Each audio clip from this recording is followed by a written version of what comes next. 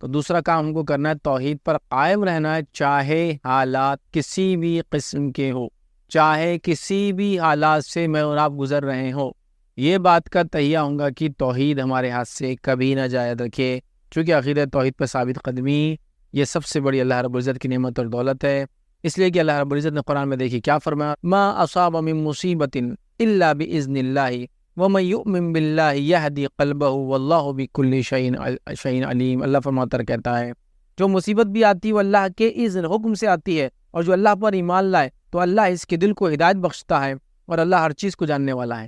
تو ہر مصیبت اللہ کی طرف سے آتی ہے، لیکن جو شخص ایمان لائے اللہ پر، مطلب توحید پرست ہو، تو آزمائش اللہ کی طرف سے، اگر ہم توحید پر ہوں گے اس آزمائش میں تو اللہ کیا کریں گے، ہمارے دل کو ہدایت بخشیں گے۔ یاد رکھ، ہمیں اس مصیبت، اس مشکل، اس پریشانی، اس جو آفت یا بلا ہم پر وہ لاتا ہے، جو آزمائش لاتا ہے، اس میں ہم کو ثابت قدمی ملیں گی۔ یاد رکھیں، تو اللہ نے خود فرما دیا کہ اللہ کی طرف سے مصیبت آتی ہے، لیکن اللہ تعالیٰ کسی کے دل کو اگر ہدایت دے دے، کسی بندے کو ایمان پر رکھ دے، تو بہرحال اس کی اللہ کی بڑی نعمت ہے، اور اللہ رب العزت جو ہے دل کو ہدایت بخشتا ہے، اور اللہ ہر چیز کو جاننے والا ہے۔ تو ظاہر سی بات ہے ہم کو یاد رکھے توحید پر رہنا ہے، اور شرک جیسی بری اور خطرناک بیماری ہمارے اندر کبھی نہ آئے۔ اور یہ بات بھی میں رکھ دوں، یاد رکھے کسی بھی عمل کو قبول ہونے کے لیے 3 کنڈیشن علماء لگاتے ہیں۔ سب سے پہلا توحید پر ہو، دوسرا خالص نیت سے کرے، اور تیسرا سنت کے مطابق ہو تو عمل قابل قبول ہے۔ یہ جنرل رولنگ ہے، جنرل اصول ہے، آپ یاد رکھ لیے۔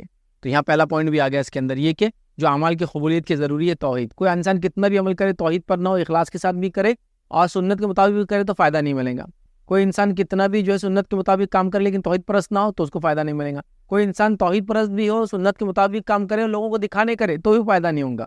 تینوں چیزوں کا کمبینیشن ہے، یاد رکھیے، کوئی بھی عمل کا قبولیت۔ تو یہ ہمارا سیکنڈ پوائنٹ تھا کہ ہم توحید پر ہو، یاد رکھیے۔ پہلا فتنوں میں ہم جو ہے اللہ رب العزت سے ہمیشہ دعا کرے کہ اللہ حفاظت کرے، دوسرا توحید پر یاد رکھے۔ آئیے تیسرے پوائنٹ کی طرف بڑھتے ہیں، وہ کیا عمل ہے ہم کو کرنا اس دور میں، جس دور سے میں اور آپ گزر رہے ہیں۔ یاد رکھیے وہ عمل ہے، یاد رکھے کتاب اللہ اور سنت رسول اللہ صلی اللہ علیہ وسلم کو مضبوطی سے تھام لینا ہے۔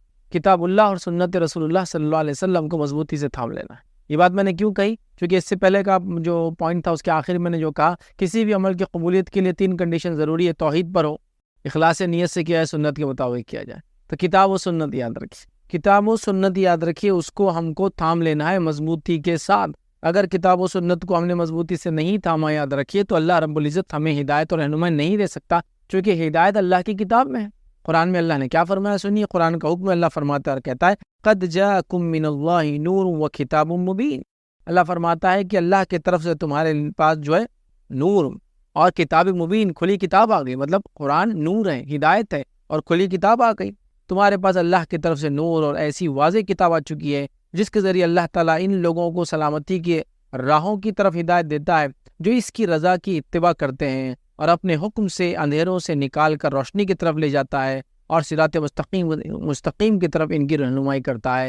تو یہاں اللہ رب العزت نے واضح کر دیا کہ ہمارے پاس قرآن کی شکل میں نور آ گیا اور کھلی کتاب آ گئی، اللہ اس کے ذریعے جو اس کے راستے میں چلتا ہے ان کو ہدایت دیتا ہے۔ تو گویا قرآن وہ کتاب ہے، یاد رکھیے ہمارے لیے کتاب ہدایت ہے۔ اگر اس کو ہم چھوڑ دیں گے تو یاد رکھیے دنیا میں کوئی کامیابی کا راستہ نہیں ہے۔ اکثر لوگ ہم دیکھتے ہیں اس کتاب کو چھوڑنے کے نتیجے میں دنیا میں ذلیل اور گمراہ ہوتے ہیں، اور آخرت میں یاد رکھیے بہت ہی سخت انجام ہوں گا، یاد رکھیے۔ تو لہٰذا ہمیں چاہیے کہ قرآن کو ہم تھام لیں، قرآن کو اپنی زندگیوں کے اندر لے آئے، اور قرآن کے مطابق مکمل طور سے میری اور آپ کی لائف گزرے۔ یہ سب سے امپورٹنٹ ہے، یاد رکھیے۔ چلیے آگے بڑھتے ہیں، فورتھ پوائنٹ کی طرف بڑھتے ہیں، جو آج کی جدید دور میں جو فتنوں کا دور ہے، جو جس طرح کے حالات سے گزر رہے، کیا عمل ہم کریں۔ فورتھ کام ہم کو کرنا ہے، دینی علم کو خوب حاصل کرنا ہے۔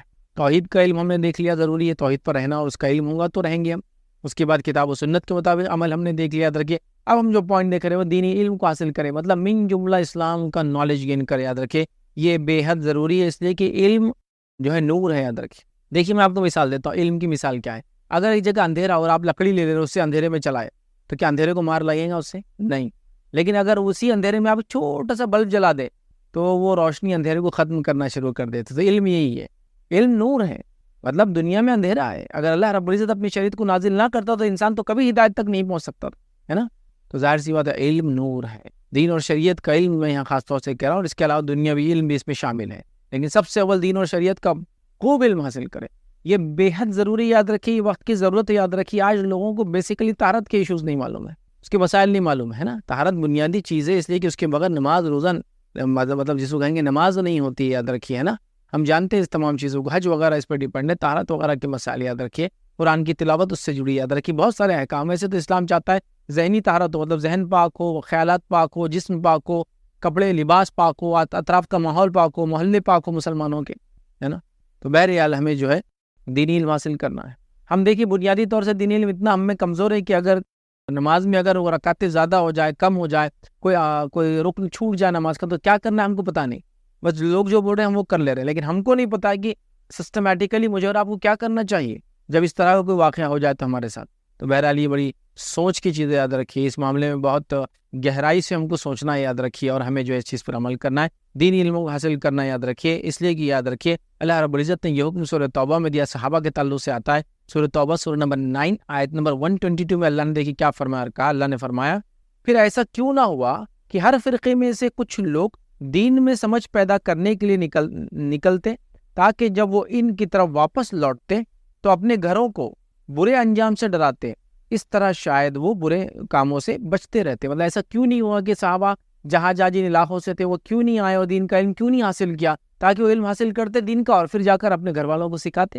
تو گویا یہاں حکم دیا گیا کہ دینی علم کے لیے نکلو، سیکھو اور جا کر سکھاؤ، ہے نا. نبی اکرم صلی اللہ علیہ وسلم نے فرمایا، بہت مشہور روایت ہے، طلب العلم فریضۃ علی کل مسلم، کہ علم کا حاصل کرنا ہر مسلمان کے لیے فرض ہے. یاد رکھیں اس کی طلب رکھنا، اس کی تڑپ رکھنا، اس کی سوچ رکھنا، اس کی کوشش کرنا ہمارے لیے بے حد ضروری ہے. یاد رکھیے آج ہم دیکھتے ہیں لوگ جھوٹی نبوت کا دعویٰ کر رہے ہیں اور اچھے خاصے مسلمان ان کے فالوورز بن جا رہے ہیں.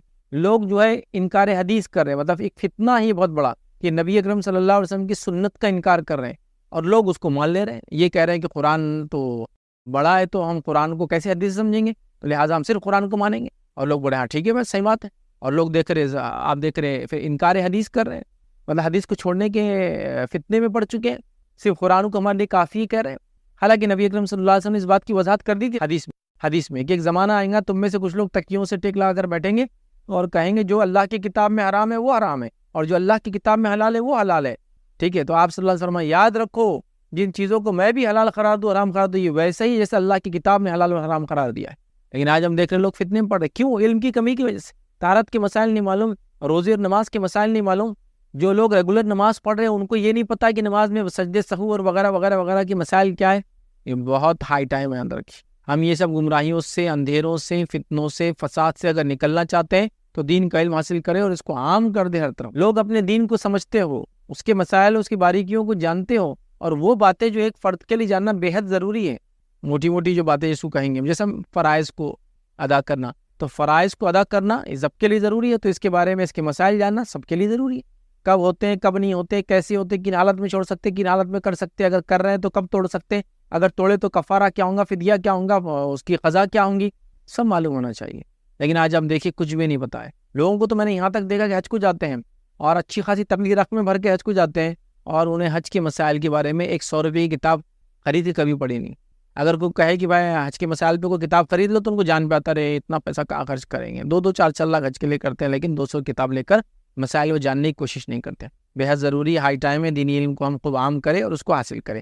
آئیے 5واں کام جو ہم کو کرنا ہے اس دور میں، یاد رکھیے وہ یہ مسلمانوں کی جماعت میں شامل رہنا اور تفرقے سے اجتناب کرنا، مطلب اختلاف سے بچنا ہے.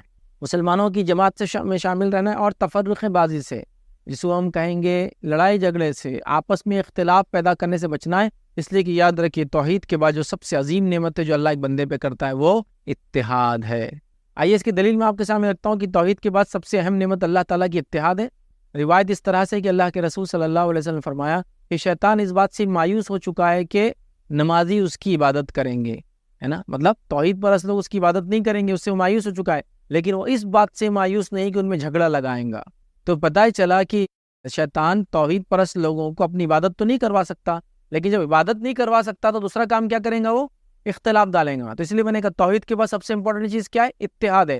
اور شیطان کیا کر رہا ہے، توحید میں اگر خلل نہیں ڈال سکتا تو سیکنڈ پارٹ میں جا رہا ہے، اور سیکنڈ اسٹیپ کیا ہے اس کی، اختلاف ڈالنا. اس لیے میں نے کہا کہ توحید کے بعد سب سے امپورٹنٹ چیز اتحاد ہے. تو ہم امت کو اختلاف میں نہیں ڈالیں گے، خود اختلاف میں نہیں پڑیں گے، اختلاف کی وجہ نہیں بنیں گے. لیکن یہاں ایک بات کلیئر کر دو، وہ یہ ہے کوئی آدمی اگر صحیح بات بتائے جس سے لوگوں میں اختلاف ہو تو وہ ایک الگ مسئلہ ہے. ہم صحیح بات کہنے سے تو روک نہیں سکتے نا. جیسا کوئی کہے کہ بات توحید کی بات مت کیجیے اب اس سے اختلاف ہو رہا ہے، نہیں یہ تو ہوگا. کوئی کہے کہ ہم اتباع سنت کی بات مت کہیے اس سے اختلاف ہو رہا، نہیں ایسا نہیں. کوئی یہ کہے کہ قرآن کی بات مت کیجیے یار اس سے اختلاف ہو رہا، نہیں یہ تو کہیں گے ہم. اختلاف وہ چیزوں کے ذریعے کہ جو چیزیں قرآن و سنت کے خلاف ہو اور ان چیزوں کو ہم نے اپنے اندر اپنا لیا ہے اور وہ کر کے اختلاف پیدا ہوتا ہے، سمجھ میں آتا ہے۔ کتاب و سنت پہ چلنے سے اختلاف نہیں ہوتا ہے کبھی بھی، لہٰذا ہم اتحاد کو تھامیں۔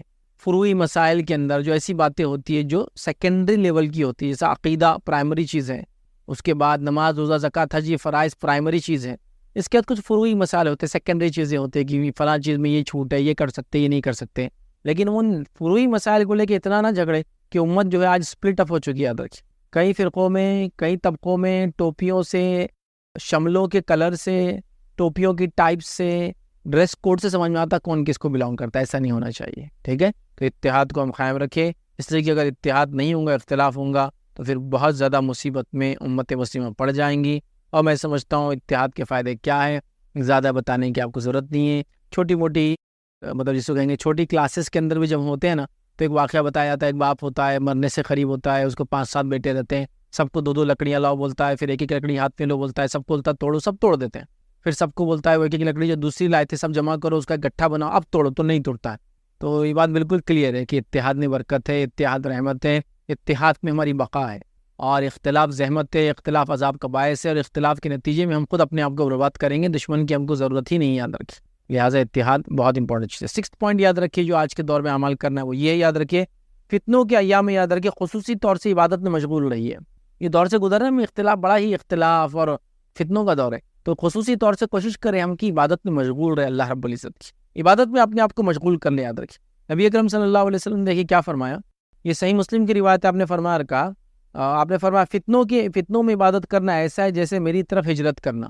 مطلب فتنوں میں جو ہے انسان جب عبادت کرتا ہے اس کی مثال ایسی ہے کہ کوئی شخص نے نبی اکرم صلی اللہ علیہ وسلم کی طرف ہجرت کی، اور ہم سب جانتے ہیں کہ نبی اکرم صلی اللہ علیہ وسلم کی طرف جب ہجرت کا معنی یہ ہے کہ کسی زمانے میں جب نبی اکرم صلی اللہ علیہ وسلم کی طرف ہجرت کرتے ہیں تو ظاہر سی بات ہے فتنے، فساد اور تکلیفوں میں لوگ آ جاتے ہیں، ٹھیک ہے؟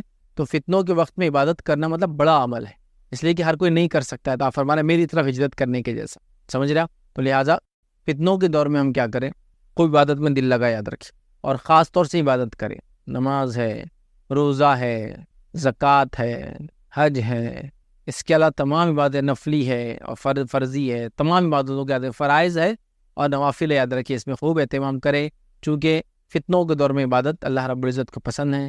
یہ ایک بندے کو اللہ نے آزمائش میں ڈالا، اور اس آزمائش میں بھی اسی رب کو یاد کرتا ہے جس نے آزمائش میں ڈالا، اور ظاہر سی اللہ دیکھتا ہے اس بندے کو اور کہتا ہے کہ یہ تو میرا بندہ ہے، یہ جانتا ہے اس کا ایک رب ہے، اسی نے اس کو آزمائش میں ڈالا ہے، وہی نکال سکتا ہے کیونکہ بندہ اسی سے مانگتا ہے۔ تو آزمائش بھی اللہ کی طرف سے، اس کو برداشت کرنے کی توفیق بھی اللہ کی طرف سے، اور اس آزمائش کو ہٹانا بھی اللہ کی طرف سے، بس ہمارا کام ہے اس میں صبر کرے اور اللہ سے دعا کرتے رہے کہ اللہ اس کو ہٹا دے۔ اسی طرح 7 پوائنٹ جو آج کا ہم لیں گے، 7واں کام جو ہم کو کرنا ہے آج کے دور میں جو عمل کرنا ہے، یاد رکھیے تقوی کو اختیار کرنا ہے، اور تقوی کا تعلق دل سے، یاد رکھیے۔ تقوی میری داڑھی سے، تقوی میری ٹوپی سے، تقوی میرے نماز کے چٹے سے نہیں سمجھ میں آ سکتا۔ تقوی دل کی کیفیت وہ اندر ہوتا ہے کہ جب بندہ اکیلا ہوتا ہے اور اکیلے میں بھی وہ کوئی گناہ نہیں کرتا، یہ سوچ کر کے اس کا رب اسے دیکھا۔ اور تقوی کیا ہے؟ تقوی یہ ہے کہ اللہ رب العزت کے عذاب سے ڈر کی وجہ سے اور نبی اکرم صلی اللہ علیہ وسلم کی نافرمانی سے بچنے کے لیے ایک انسان سیدھی راہ پر چلے، صحیح کام کو کرے، یہ تقوی ہے کہ اللہ مجھے پکڑ نہ لے اس لیے میں نیک کام کرتا ہوں، یہ تقوی ہے کہ نبی اکرم صلی اللہ علیہ وسلم کی نافرمانی نہ ہو جائے مجھ سے، میں کیا کروں گا اگر ایسا میں کر کے چلا جاؤں گا تو روز قیامت کیا انجام ہوں گا۔ تو بہرحال وہ جو ہے جب یہ سوچتا ہے تو تقوی اختیار کرتا ہے، اور تقوی دل کی کیفیت یاد رکھیے۔ اللہ رب العزت نے قرآن میں دیکھی کیا فرمایا اس کے تعلق سے، اللہ فرماتا ہے اور کہتا ہے تقوی کے تعلق سے، یاد رکھیے اللہ نے فرمایا یا ایھا الذین آمنوا ان تتقوا اللہ یجعل لکم فرقانا ویکفر عنکم سیئاتکم ویغفر لکم واللہ ذو الفضل العظیم۔ اللہ فرماتا اور کہتا ہے، سنیے اس کا ترجمہ، اے ایمان والو اگر اللہ تعالیٰ سے ڈرتے رہو گے تو وہ تمہیں ایک بصیرت اور حق اور باطل کا فرق عطا کرے گا۔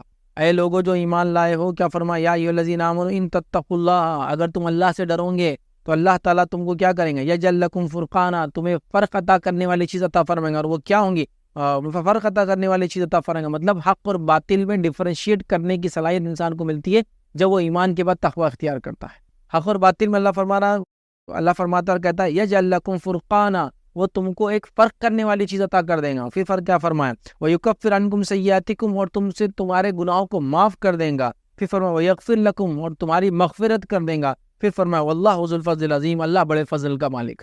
تو یہاں اس آیت میں بتایا گیا کہ اگر ایمان کے بعد تقوی اختیار کرتے ہیں تو اللہ رب العزت ہم کو فرقان عطا کرتا ہے، فرق کرنے کی تمیز عطا کرتا ہے۔ اور آج یہ چیز کھو چکی ہے، ہم حرام اور حلال کا فرق بھول چکے ہیں، محرم اور غیر محرم کا فرق بھول چکے ہیں، اسی طرح سود اور حلال چیزوں کا فرق، تجارت کا فرق بھول چکے ہیں، اسی طرح سنت اور بدعت کا فرق بھول چکے ہیں، اسی طرح توحید اور شرک سب کو ایک جیسا سمجھ رہے ہیں ہم لوگ۔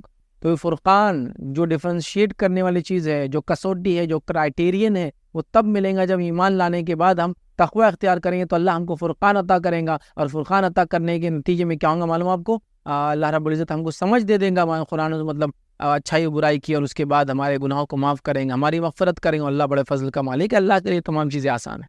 تو میں سمجھ رہا ہوں تقوی اختیار کرنا کتنا امپورٹنٹ ہے، اس بات سے واضح ہو رہا ہے۔ یاد رکھیں ہمیں تقوی اختیار کرنا چاہیے اللہ رب العزت کا، یاد رکھیں ہر حال میں، یاد رکھیں ہر حال میں، چاہے میں لوگوں کے سامنے ہوں، چاہے میں اکیلے میں ہوں، چاہے مجھے کوئی دیکھ رہا ہے، چاہے مجھے کوئی دیکھ نہیں رہا ہے، میں اپنے ہر بار ایسے رہوں۔ جیسے مثال کے طور پہ ایک آدمی جا کے کسی ہال میں بیٹھا ہے، تو وہ کیسا بیٹھتا ہے جب CCTV کیمرہ لگا ہوتا ہے، اور کیسا بیٹھتا ہے جب وہ نہیں ہوتا ہے۔ لیکن اگر آپ کو یہ پتا ہو کہ CCTV کیمرہ ہمیشہ لگا ہے، تو آپ صحیح کام کرتے ہیں نا، غلطیوں سے بچتے ہیں۔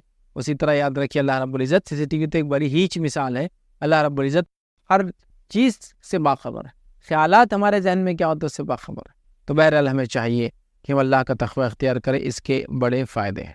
اسی طرح جو ہے 8th پوائنٹ یا 8واں کام جو ہم کو کرنا ہے آج کے دور میں، جو فتنوں کا دور ہے، یہ دور جس سے ہم گزر رہے ہیں، یاد رکھیے وہ کام یاد رکھے کثرت سے توبہ اور استغفار کرنا ہے۔ کثرت سے توبہ اور استغفار کرنا، بہت زیادہ توبہ اور استغفار کرنا ہے، کیونکہ جب انسان توبہ اور استغفار کرتا ہے اللہ رب العزت ایسی قوم کو عذاب نہیں دیتا۔ آئیے اللہ کیا فرماتا ہے قرآن کے اندر، سنیے اللہ فرماتا ہے، کہتا ہے سورہ انفال سورہ نمبر جو ہے 8 اور آیت نمبر 33 میں اللہ فرماتا ہے، کہتا ہے وَمَا كَانَ اللَّهُ مُعَذِّبَهُمْ وَهُمْ يَسْتَغْفِرُونَ، کہ اللہ تعالیٰ کیوں کسی قوم کو عذاب دیں گا جبکہ وہ اس سے معافی مانگتے استغفار کرتے ہیں۔ کیا فرمایا اللہ نے؟ وَمَا كَانَ اللَّهُ مُعَذِّبَهُمْ، اللہ کو کیا پڑی کسی قوم کو عذاب دینے کی، وَهُمْ يَسْتَغْفِرُونَ، جبکہ وہ اس سے اپنے گناہوں کی معافی طلب کرتے ہیں۔ تو گناہوں کی معافی طلب کرنا بڑا عمل ہے، ہمیں ہمیشہ گناہوں سے معافی مانگتے رہنا چاہیے، ہر پل، ہر بار، ہر وقت، اٹھتے بیٹھتے سوتے جاگتے۔ نبی اکرم صلی اللہ علیہ وسلم گناہ نہیں کرتے تھے، معصوم تھے خطاؤں سے، گناہوں سے پاک تھے، آپ یاد رکھیے، اس کے باوجود بھی آپ 70 to 100 ٹائمس روایت میں آتا ہے توبہ اور استغفار کرتے ہیں۔ تو یہ ہم کو ٹریننگ تھی ایکچولی کہ امت کیا کرے، ہم تو کتنے گناہ کر رہے دن اور رات۔ نبی اکرم صلی اللہ علیہ وسلم معصوم عن خطا ہونے کے باوجود بھی معافی مانگ رہے ہیں، تو ہمیں گناہ ہوتے ہی معاف کر دینا۔ اور جب اللہ کیا فرما رہا ہے، اللہ کو کیا پڑی کسی قوم کو عذاب دینے کی جبکہ وہ استغفار کرتے ہیں۔ کثرت سے استغفار کرنے والے بن جائے، استغفار کے ان گنت فائدے یاد رکھیے۔ میں جو ٹاپک آپ کے سامنے رکھ رہا ہوں یاد رکھیے، 8 پوائنٹ ہے اور آگے اور 2 بھی ہے، یہ ہر پوائنٹ پہ میرا ایک کمپلیٹ لیکچر ہے۔ تقویٰ آپ اس سے پورا کمپلیٹ لیکچر ہے میرا، صبر اس پہ کمپلیٹ لیکچر ہے، ٹھیک ہے، توبہ استغفار اس پہ کمپلیٹ لیکچر ہے۔ آپ کوئی بھی پوائنٹ اٹھا لیجیے اس کے اندر سے، علم اس پہ کمپلیٹ لیکچر ہے، علم کی اہمیت، تو ہر پوائنٹ پہ یاد رکھیے میرا ایک کمپلیٹ مکمل لیکچر ہے، ٹھیک ہے۔ تو آپ ان کو تلاش کیجیے، جیسے پناہ مانگنے والی دعائیں ساری ملیں گے آپ کو، پورے جتنے پوائنٹس ہیں اس پہ لیکچر سے، ٹھیک ہے۔ تو خاص طور سے توبہ اور استغفار۔ توبہ کا میننگ کیا ہے؟ ایک راستے سے چل رہا تھا انسان، وہ راستے سے پلٹ گیا، مطلب گناہوں کے راستے پہ تھا، اپنے آپ کو پلٹ گیا، نیکی کی طرف مڑ گیا۔ استغفار کیا ہے؟ توبہ کرنے کے بعد وہ اپنے گناہوں سے معافی چاہتا ہے اپنے رب سے، اور جو گناہ چکے اس کی معافی چاہتا ہے، اور جس حالت سے گزر رہا ہے اس میں معافی مانگتا ہے، اور آنے والی زندگی گناہ نہ ہو بول کے معافی مانگتا ہے۔ سمجھ رہا بات؟ تو لہٰذا توبہ اور استغفار کا ہم دامن تھام لے۔ اور میں سمجھتا ہوں توبہ اور استغفار کیا ہے آپ جانتے ہیں، اور توبہ کے کچھ کنڈیشن ہیں۔ سب سے پہلے دل میں نادم ہو، انٹینشن ہو توبہ کا، اس کے بعد اللہ سے توبہ کرے، اور اس کے بعد جو ہے کبھی نہ اس عمل کو دہرائے، اور بندوں کا معاملہ ہو تو اس چیز کو واپس لوٹا دے۔ یہ کنڈیشن ہے یاد رکھیے توبہ کی۔ لہٰذا ہمیں توبہ کرنا ہے اور کثرت سے استغفار کرنا۔ آئیے آگے بڑھتے ہیں، اور جو جدید دور میں جس حالت سے ہم گزر رہے ہیں، جو کرنے والے اعمال ہے اس میں سے ایک عمل جو کرنا ہے وہ ہے فارغ اوقات کو نفع بخش کاموں میں لگانا ہے۔ کیونکہ آج کل لوگوں کے پاس بہت خالی وقت، جتنی دنیا بزی بھی ہو رہی ہے تو اتنے لوگ خالی بھی تو ہے۔ آج دیکھیے ہر آدمی کوشش کر رہا ہے کہ اس کو جو 1.5 GB 2 GB 3 GB پھکٹ میں ملا ہے، فری کا ملا ہے، بس اس کو خرچ کرنے پورا دن ڈالا۔ دیکھیے آپ پورا دن ویسٹ ہو رہا ہے۔ میں نے پیسے بھر دیا، سال بھر کا ریچارج کر لیا 2500 کا۔ آپ 2500 کا ریچارج کیا تو میرے لیے ضروری ہے نا ایک بائٹ نہیں، اس کا ایک بٹ یوز کروں میں، تو بس لگا ہے وہ جتنے GB اس کو فری ملا کھپا رہا ہے اس کو۔ بس بھائی وہ ایک بنڈل ایک پیکیج ہے، لے لیا آپ نے، ختم، آپ کو جتنی ضرورت ہے کیجیے، باقی بند، لیکن فالتو میں وقت ضائع کیا جا رہا ہے۔ کچھ لوگوں کی مصروفیت کا یہ عالم یاد رکھیے کہ ان کے ذرہ برابر بھی ٹائم نہیں ہے، اور کچھ لوگوں کے خالی وقت کا یہ عالم یاد رکھیے کہ ان کا اتنا وقت ہے کہ وہ اپنے وقت کو کہاں ضائع کرے اس پہ پریشانی معلوم، ہاؤ ٹو ویسٹ ٹائم، اس کے لیے تیاریاں چل رہی کہ وقت کو برباد کیسے کرے، یاد رکھیں، ٹھیک ہے۔ لوگوں کے پاس اتنا خالی وقت ہے، اسی کو انتہا نہیں۔ ہم اپنے خالی وقت کو، فارغ اوقات کو نفع بخش کاموں میں لگائے، دین اور دنیا کے فائدے میں لگائے، دین علم حاصل کرے، دنیا بھی حاصل کرے، دین پر عمل کر کے عبادتیں کرنے کا معاملہ کرے، اور دنیا کا علم حاصل کر کے دنیا میں کچھ حلال کمانے کا وہ کرے، لوگوں کو فائدہ پہنچانے کی کوشش کرے، ماحول کو صاف کرنے کی کوشش کرے، اطراف میں علم پھیلانے کی کوشش کرے، خود علم حاصل کرے، دوسروں کو علم دے، لوگوں کے لیے سماجی خدمت کرے، لوگوں کی ہیلپ کرے، مدد کرے، تعاون کرے، جو کچھ ہو سکتا ہے۔ بہرحال بہت امپورٹنٹ ہے، یاد رکھیے آج امت مسلمہ کے پاس خالی وقت اتنا زیادہ ہے، نوجوان یوتھس کے پاس خاص طور سے، اسپیشلی جو ایجوکیشن میں آج کل تو اسکولنگ ایجوکیشن بھی آن لائن چل رہا ہے، کالج وغیرہ بھی آن لائن چل رہے ہیں، بچے 2 سال سے اسکول اور کالج کی صورت نہیں دیکھے، یاد رکھے، لیکن یہ 2 سال میں کیا کنسٹرکٹیو کیا؟ بس ایک چیز کی کہ انسان نے اپنے جسم پہ چربی چڑھا لیا 2 سال میں، بس پڑھے ہیں، بس کھا رہے پی رہے اور اوبیس بن گئے ہیں، کوئی ہنر نہیں، کوئی فن نہیں، کوئی ایکسٹرا کیریکولم ایکٹیویٹی نہیں، کوئی اسکل ڈیولپمنٹ نہیں، کچھ بھی نہیں، خالی وقت کو برباد کرے تو اپنے خالی وقت کو صحیح کاموں میں لگاؤ، اللہ کے ذکر میں لگاؤ، تلاوت قرآن میں لگاؤ، اللہ کی عبادت میں لگاؤ، اسکول کالج کا نالج حاصل کرنے میں لگاؤ، اس کے علاوہ جتنے بینیفیشل نالج ہے اس کو گین کرو، نالج کو ڈیسیمنیٹ لوگوں میں پھیلاؤ، لوگوں کے اندر اچھی عادتوں کو ڈالنے کی کوشش کرو، لوگوں کو اچھائی کا حکم دو، برائی سے روکو، کیا کچھ نہیں کرنا ہے ہم کو۔ آج امت مسلمہ ایجوکیشن میں کہاں ہے دیکھیے آپ، بزنس میں کہاں ہے آپ دیکھیے آپ، دنیا کے اندر کیا حال ہے ہمارا۔ تو اپنے خالی وقت کو، فارغ اوقات کو صحیح جگہ لگانا بہت بہت امپورٹنٹ چیز ہے، اس کو ذہن میں رکھیں۔ آئیے 10واں اور آخری پوائنٹ جو میں آپ کے سامنے آج رکھوں گا وہ یہ ہوں گا، جو اعمال جو ہم کو کرنا ہے، جن دور سے ہم گزر رہے ہیں، اس میں صبر کرنا اور جلد بازی سے کام نہ لینا، صبر کرنا۔ صبر بڑی اہم چیز ہے، یاد رکھیں، چونکہ اللہ کی مدد کا تعلق صبر سے ہے، اللہ کی مدد صبر کے بعد آتی ہے، یاد رکھیے۔ کوئی تکلیف آئی، کوئی مصیبت آئی، دکھ آئی، پریشانی آئی، فتنہ آیا، بیماری آئی، بزنس ڈوب گیا، سب کچھ ہوا، صبر کرنا ہے، نتیجہ ہے مدد آئی ہے اللہ تعالیٰ کی۔ آئیے نبی اکرم صلی اللہ علیہ وسلم کیا فرماتے ہیں، یاد رکھیے، حدیث کے الفاظ دیکھیے، اس طرح سے آپ صلی اللہ علیہ وسلم فرمایا، کہا، اور یقین کر لو مدد صبر کے ساتھ آتی ہے، اور یقین کر لو اللہ کی مدد صبر کے ساتھ آتی ہے، اور پھر فرمائے، اور پریشانی کی بات خوشحالی یقینی ہے، مطلب پریشانی کے بعد اچھا وقت اللہ تعالیٰ لاتا ہے، اور ہر تنگی آسانی اور آسودگی کو لاتی ہے، ہر تنگی اس کے بعد فراوانی کو لاتی ہے، مطلب جب پریشانی میں ہوں گے، تنگی میں ہوں گے تو اس کا اچھا دور بھی آئیں گا۔ تو یہاں جو بات بیان کی، اور یقین کر لو مدد صبر کے ساتھ آتی ہے، مطلب اللہ تعالیٰ کی طرف سے مدد تبھی ملتی ہے جب بندہ صبر کرتا ہے، یاد رکھیے، بغیر صبر کے اللہ کی مدد نہیں آتی، بات یاد رکھیے، تو ہمیں صبر کرنے والا بننا ہے، اور صبر ایک اللہ رب العزت کی طرف سے عطا کردہ بڑی عظیم نعمت ہے، یاد رکھیے۔ میں اپنے لیکچر سے بار بار کہتا ہوں، 2 نعمتیں ایسی جس کو مل جائے اللہ کی بڑا جس کو کہیں گے فضل ہے اس بندے پر، پہلا ہے صبر اور دوسرا ہے شکر۔ صبر اور شکر بڑے عظیم نعمت ہے، اور نبی اکرم صلی اللہ علیہ وسلم اس کو یوں بیان کر فرمایا، مومن کا معاملہ بھی بڑا عجیب ہے، مومن کا معاملہ بڑا عجیب ہے کہ جب اللہ اس کو فراوانی دیتا ہے، خوشحالی دیتا ہے، اچھائی دیتا ہے، تو اس کا شکر ادا کرتا ہے، اور یہ اس کے لیے اچھی بات ہے، اجر دیتے، اس سے اس کو ثواب ملتا ہے، اور جب اللہ اس کو آزماتا ہے تو اس میں صبر کرتا ہے، اور اس کی وجہ سے بھی اس کو ثواب اور اجر ملتا ہے۔ تو گویا ہمارے کو اللہ نے اگر کچھ دیا تو اس کا شکر ادا کیجیے، اس پہ ثواب ملتا ہے، اور اگر مصیبت میں ڈالا تو صبر کیجیے، اس کا بھی ثواب ملتا ہے۔ تو صبر بڑا امپورٹنٹ پوائنٹ ہے، یاد رکھیے، تو ہمیں خوب سے خوب صبر کرنا چاہیے، یاد رکھیے، اور جلد بازی سے کام نہیں لینا چاہیے، کیونکہ جلد بازی سے کام لینے کے چکر میں یاد رکھیے بہت سی بار اچھے خاصے کام برباد ہو جاتے، بگڑ جاتے، تحریکیں برباد ہو جاتی ہے، ملک برباد ہو جاتے، انسٹیٹیوشنز برباد ہو جاتے، شخصیتیں برباد ہو جاتی، گھر برباد ہو جاتا ہے نا۔ بیوی کو شوہر نے کسی حال میں دیکھ لیا، بغیر پوچھے کہ وہ ایسا کیوں اور کیا، طلاق دے دی، بس صبر کرتا، تھوڑا پوچھ لیتا ہے کیا ہوا، کسی قوم کے بارے میں کسی قوم نے افواہ اڑا دی، فلاں لوگوں نے فلاں کیا، بغیر صبر کیا آپ نے کچھ بھی کر دیا، بعد میں پچھتا رہے کہ غلطی کیسے ہوگی ہم سے۔ صبر بڑی اہم چیز ہے، یاد رکھیے، صبر بڑی اہم چیز ہے، تو صبر کا دامن کبھی نہ چھوڑے، اور جلد بازی سے بالکل بھی کام نہ لے۔ آج کے دور میں جو کہ فیک نیوز کا دور ہے، آج کا دور جھوٹ بولنے کا دور ہے، آج کے دور میں کوئی کسی کو قتل کرتا ہے، کوئی مرتا ہے، کوئی مارتا ہے، کسی کو پتہ نہیں کیا ہو رہا ہے۔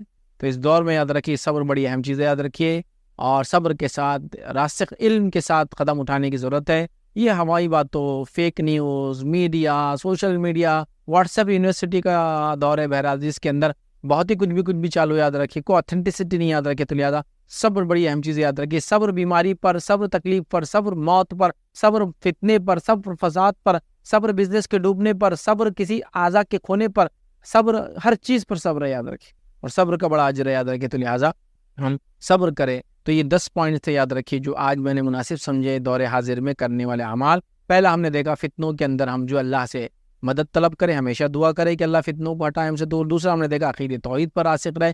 تیسرا ہم نے دیکھا کتاب و سنت کو مضبوطی سے ساملے۔ چوتھی بات ہم نے جو سیکھی، یاد رکھیے، دیکھا جو عمل کرنا ہے، یاد رکھیے، دینی علم کو خوب حاصل کرے۔ 5th پوائنٹ دیکھا ہم نے مسلمانوں کی جماعت سے جڑے رہے اور اختلاف سے بچتے رہے۔ 6 پوائنٹ جو آج ہم نے دیکھا یاد رکھی وہ یہ تھا کہ فتنوں کے ایام میں خصوصی طور پہ عبادت کرے اللہ تعالیٰ کی. 7 پوائنٹ ہم نے دیکھا تقوی اختیار کرے. 8 پوائنٹ ہم نے دیکھا یاد رکھی کثرت سے توبہ استغفار کرے. 9 پوائنٹ دیکھا فارغ وقت کو، ایمٹی ٹائم کو، خالی ٹائم کو، فری ٹائم کو صحیح جگہ استعمال کرے. اور 10 پوائنٹ ہم نے صبر دیکھا. بہرحال یہ 10 پوائنٹ تھے جو میں نے مناسب سمجھے آپ کے سامنے رکھوں. اللہ رب العزت سے دعا ہے کہ اللہ سبحانہ تعالیٰ جو کچھ کہا سنا گیا اسے عمل کی توفیق عطا فرمائے. اللہ رب العزت ہم مسلمانوں کو اس فتنے فساد کے دور سے آسانی کے ساتھ نکال دے، ہماری دنیا کو بھی خیر کر، ہمارے لیے آخرت بھی خیر کر. اسی پہ اپنی بات کو میں ختم کروں گا. وآخر دعوانا الحمد للہ رب العالمین. سبحان ربک رب العزت عما یصفون وسلام علی المرسلین والحمد للہ رب العالمین. مطلب کس حد تک کوئی انسان روزے چھوڑ سکتا ہے؟ مطلب اگر اسے ڈاکٹر نے کہا ہے کہ آپ روزے نہیں رکھ سکتے ہو، کیا وہ اس بات پہ نہیں رہ سکتا ہے روزہ کے مطلب، یا ہمیں اور کچھ بھی اس کے لیے کرنا چاہیے؟ دیکھیے اگر کوئی انسان رمضان آ رہا ہے، سوال ہے بہن کا کہ روزے رکھنے کا کیا معاملہ ہے. اگر ڈاکٹر ریکمینڈ کرے کہ روزے نہ رکھے کسی وجہ سے تو کیا کرے؟ تو دیکھیے اگر انسان بیمار ہو تو وہ روزہ چھوڑ سکتا ہے. قرآن نے کہا کہ اگر انسان مسافر ہو، سفر میں ہو یا بیمار ہو تو وہ روزے چھوڑ دے اور اس کی گنتی بعد میں پوری کر لے.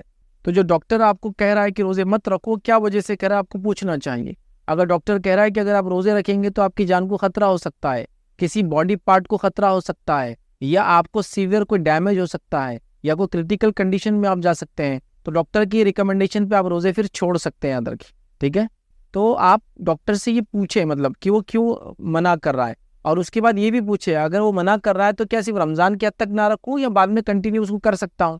جیسا فار ایگزامپل کہ ابھی جو شہر میں رہتا ہوں اورنگ آباد، یہاں گرمی بہت زیادہ ہوتی ہے گرمیوں کے دنوں میں، جیسا ابھی ٹیمپریچر 38 39 40 تک جاتا ہے.